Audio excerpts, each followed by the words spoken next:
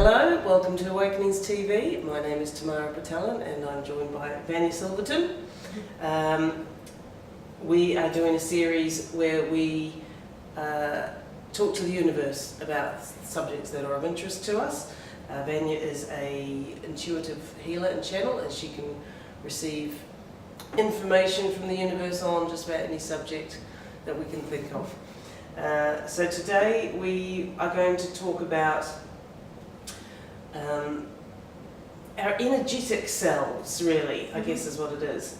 When Vanya connects to the universe and tunes into a client and sees them energetically, I understand, she sees them in a very different way to how I would see them, for example. So she can see their soul, or she can see how stress is appearing in their aura, or how...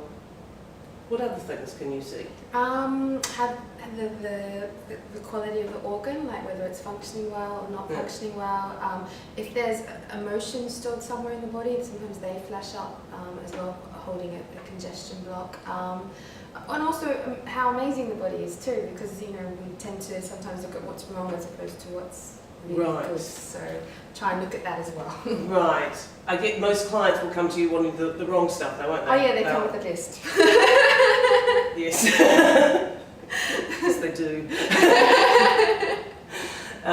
Okay, so for the sake of anyone watching this, for example, how do you see an aura? And look at mine if that helps. Okay, so I see, and it's quite interesting because when I look at the aura, I see it as, obviously it's an extension of the physical body. So I see the aura, like if the person's got a certain emotion, so if they say they're feeling joy or happiness, or they're feeling maybe anger, it will energetically come out of the body. So what I see is a lot of different emotional patterns to begin with that kind of stem from the body, and then that may cause a block somewhere else, or depending how that anger is directed inside them or directed in their life, or you might see it actually being directed at somebody else. So right.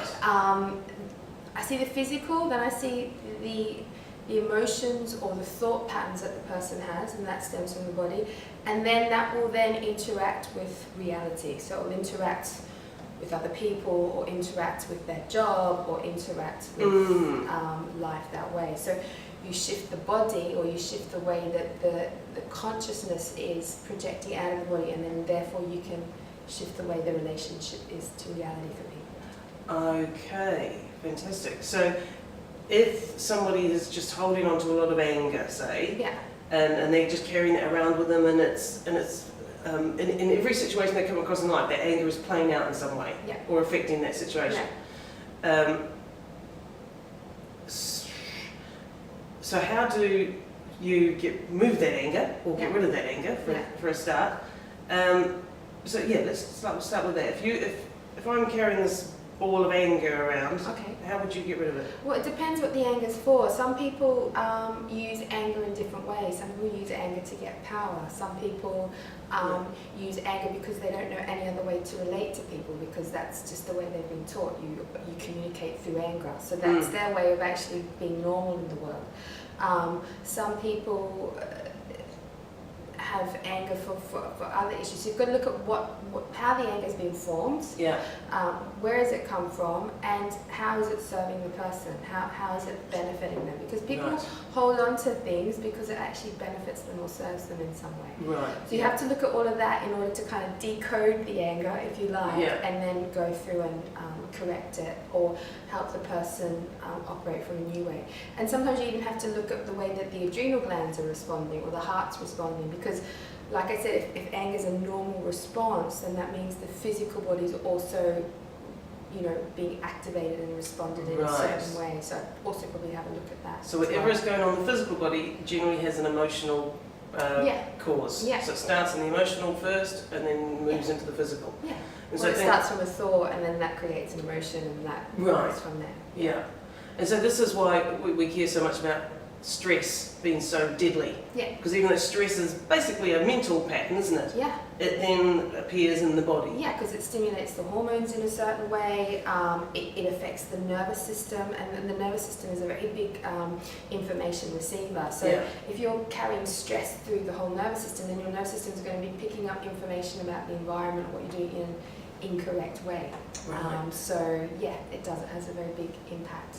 If you see somebody, if someone comes to you and they're very stressed, how does that look to you? So I see stress usually as, you kind of see it up here. I see their aura kind of like a little bit fuzzy, so they're kind of, they're preoccupied. It looks like their emotions are preoccupied with something, their thoughts are preoccupied with something. And there's also a kind of feeling of being trapped almost, like I'm stuck in this stress and there's no solutions to get me out of it. So these people are kind of, on some level also they're shutting other doors to opportunities or life flowing to help them. Right. So I also see them a little bit closed down as well. Right, okay.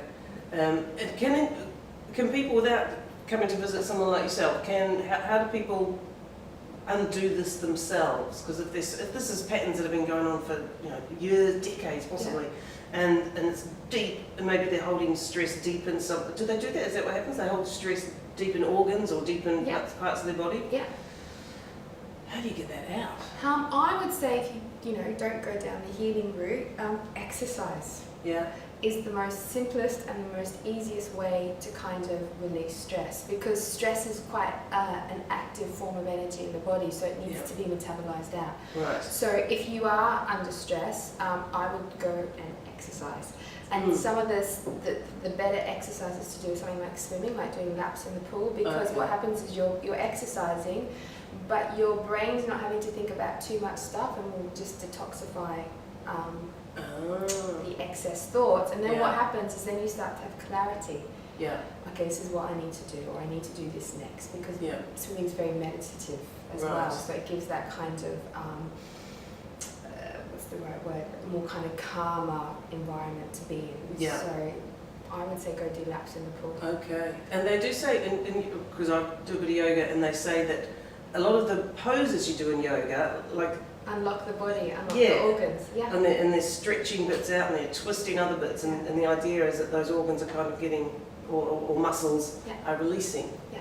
So when I do yoga, I become more aware of my body. So I'm not just doing the postures, I'm like feeling the posture and I'm allowing whatever my body needs to release from there. So sometimes I visualize my body actually releasing the stress or releasing bits of trapped energy. So that is something we could all do. Yeah. We just, even if we're not sure where it is, we just decide that if there's any stress in my arm, for example, I'm going to release it now. Yeah, release it. And even if you just use a visualization technique, it will just help that flow of energy move out. So that's another possibility. Okay, amazing. So getting back to what you see when you look at someone, because for me this is fascinating, that you can look at somebody and see how their heart is functioning, not just their physical heart, but also their heart chakra or their digestive organs, for example. And the aura, you see, what is it, just a bubble around people?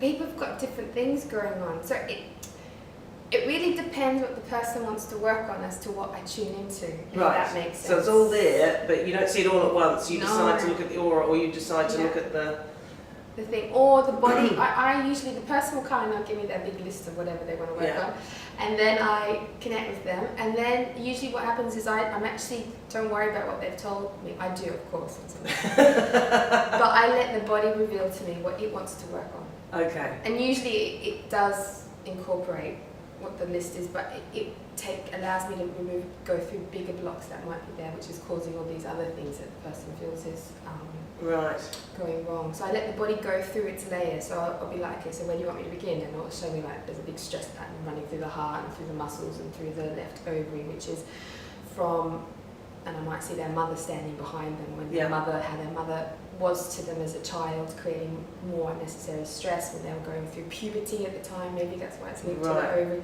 So I'll see the whole big pattern, and then I might see, well, that's affecting the way that they're relating to their daughter or to other female friends, or they're female work boss or something like that. So it'll all kind of link together, if that makes sense. That's really interesting. And yes, and it's so everything is so connected, isn't it? All these things that we can't imagine are connected, are really connected. Yeah. Okay. I'm just wondering, is it of any help in this to can't think of anything apart from that I had a cold recently, just for the sake of people who are watching, tune into something that you see in me and describe it. Okay, so when I feel your cold, I just feel it as actually your body's getting rid of old toxins. Okay.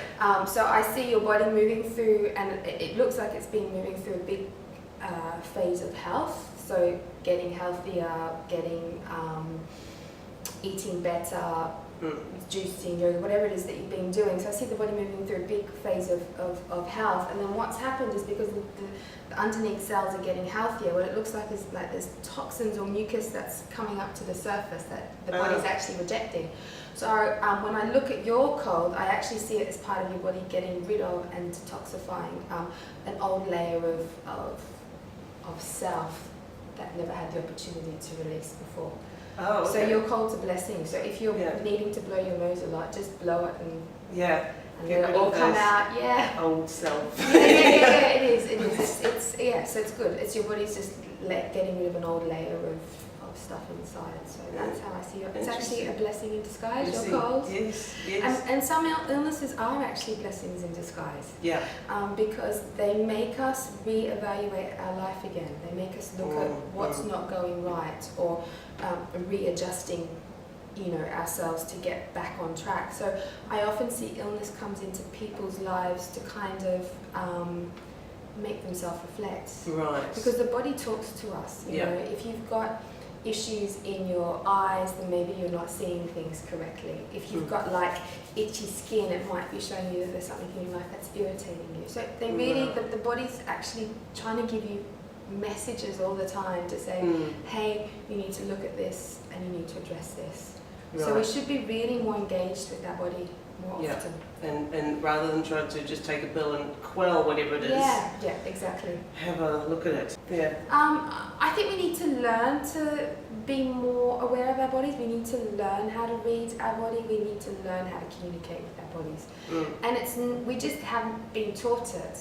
It's not something that usually gets passed down through the generations of how to communicate or read the body, but we definitely all need to do it because it's an amazing gauge for our life. And why don't we just naturally be able to? Well, you can if you just learn to listen. If you go, I think we forget that these.